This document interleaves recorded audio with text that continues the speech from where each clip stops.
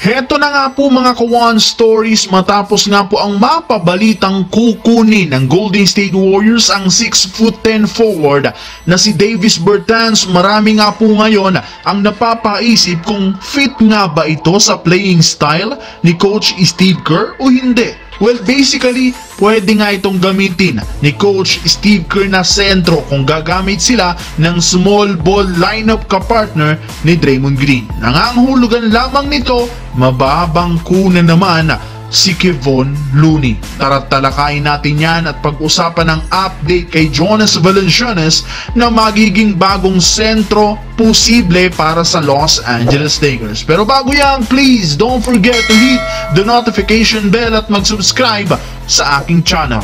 Kahit man naimbitahan si Davis Bertans ng Warriors na mag-workout, hindi pa nga siya opisyal na pinapapirma ng kontrata dahil ayon sa isang insider, malaki nga po ang tsansa na makuha ito sa mga susunod na araw pa. Kaya asahan na nga ninyo, tuluyan na nga itong magiging parte ng lineup. At kapag nangyari yan, inaasahan nga po na posible siyang gamitin ni Coach Steve Kerr bilang sentro.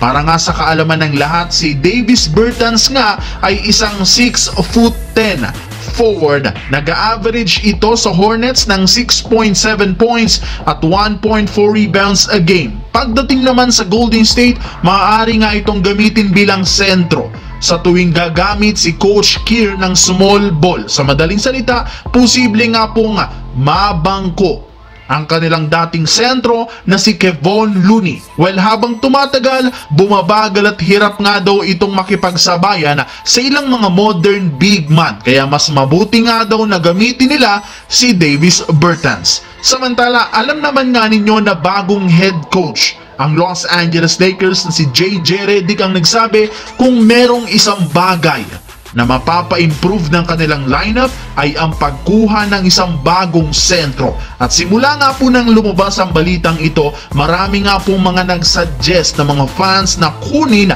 ang ilang mga available na big man sa free agency. Pero imbes nga na sentro ang kanilang kunin, isang point guard at forward nga ang kanilang kinuha na sina Jordan Goodwin at Vincent Valerio Bodo na parehong binigyan ng training camp contract. Ngunit sadyang si Jovan Boha ang nag-real talk sa Lakers na kung hindi sila gagawa ng trade, masasayang nga po ang kanilang kampanya. Kaya hindi nga po nakapagtataka bakit trending at pinag-uusapan ngayon sa social media ang pagkuha ng Los Angeles Lakers kay Jonas Valanciunas mula sa Washington Wizards sa trade deadline. Ito na rin naman nga po ang pinakahinihintay nilang big man na siyang tutulong kay Anthony Davis para makabalik siya sa power forward. Kumpara nga sa pagiging sentro ni Davis, mas nagkakaroon rin naman siya ng MVP performance sa tuwing 4 ang nilalaro nito.